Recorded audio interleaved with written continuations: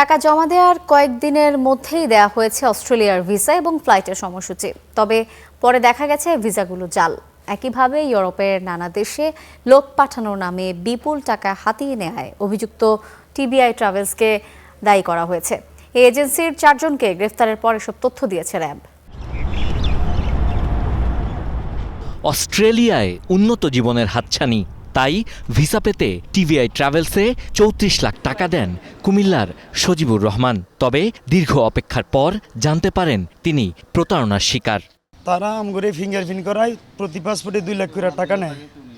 টাকা নেওয়ার পরে এরপরে তারা বলছে যে 1 মাসের মধ্যে ভিসা হবে, ভিসা পাইয়া পুরো টাকা পেমেন্ট দিয়ে আপনারা অস্ট্রেলিয়া চলে যাবেন। ট্রানজিটে পাঠাবো টাকা to Singapore, Singapore to Australia. এইভাবে করে আমাদের সবাইকে একত্রে ঢাকায় আইন না অনেক লোকেরই 6.5 কোটি টাকা হাতিয়ে নিয়ে টিকিট, 2 নাম্বার টিকিট, ভিসা এগুলো কয়েছে আগামী দিন নিয়ে যাবো, আজকে চলে যান, কালকে আইসা নিয়ে যাবো। এই যে বলছে পরে আইসা দিয়ে অফিসটা তালা দিয়ে তারা চলে গেছে। 1 বছর ভোগান্তি অবস্থায় আছি। সজীবের মতো এমন ভুক্তভোগী শতাধিক। তাদের অনেকেই জমি বিক্রি করে টাকা দিয়েছেন অস্ট্রেলিয়ার ভিসা পেতে। উনি বলছে যে আমাদেরকে, আমরা 4 জন ছিলাম, আমাদের কাজিন সহ 4 জন। উনি বলছে যে আমাদেরকে সাব ক্লাস 462 ভিসায় অস্ট্রেলিয়া পাঠাইবে।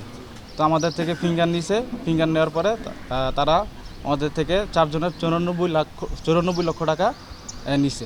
নেওয়ার পরে আমাদের আর ফ্লাইট দিতেছে না। তো আমরা চাপ দেওয়ার পরে বলছে ফ্লাইট দিছে। ফ্লাইট দিছে হচ্ছে 13ই সেপ্টেম্বর। 13ই সেপ্টেম্বর আগে 10ই সেপ্টেম্বর আমাদের ফোন দিয়ে বলে যে আপনাদের ফ্লাইট ক্যান্সেল হয়ে গেছে। ফ্লাইটটা যখন মিস হয়েছে তখন আমাদের কাছে সন্দেহ লাগে। তারপর আমরা গিয়েছিলাম যে অস্ট্রেলিয়ান এমবেসিতে, ওরা বলতেছে এই ভিসা সম্পূর্ণ ফেক। তখন থেকে ওদের মোবাইল সব কিছু বন্ধ, যোগাযোগ আমাদের সাথে বন্ধ করে দেয় আসামি।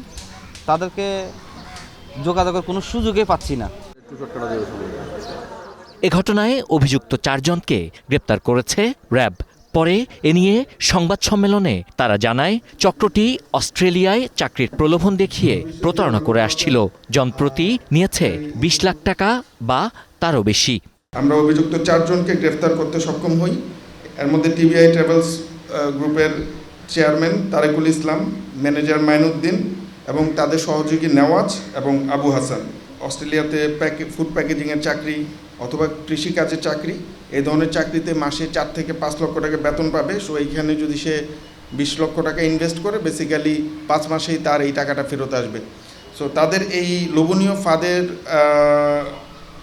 ট্র্যাপে পড়ে ম্যাক্সিমাম ভুক্তভোগী সাফার করেছেন। এবং আমাদের কাছে যে তথ্য আছে এখন পর্যন্ত এই ট্রাভেল এজেন্সির নিকট প্রায় 120টি পাসপোর্টের এগেনস্টে যদি 20 লক্ষ টাকা করে আমরা হিসাব করি, এটা 30 কোটিরও অধিক টাকা তারা আত্মসাৎ করেছে। এবং এই অর্থ আত্মসাৎ করার পর হতে তারা বিভিন্ন সময়ে আত্মগোপনে বিভিন্ন স্থানে লুকিয়ে থাকে। আমরা যখন এই তথ্যগুলো জানতে পারি, আমরা ছায়া তদন্ত শুরু করি এবং তারই ভিত্তিতে আমরা গতকাল রাতে 3 জনকে কাওলা হতে এবং 1 জন আসামিকে যাত্রাবাড়ি হতে গ্রেফতার করি। এই চক্রের বাকি সদস্যদের গ্রেপ্তারে চলছে অভিযান।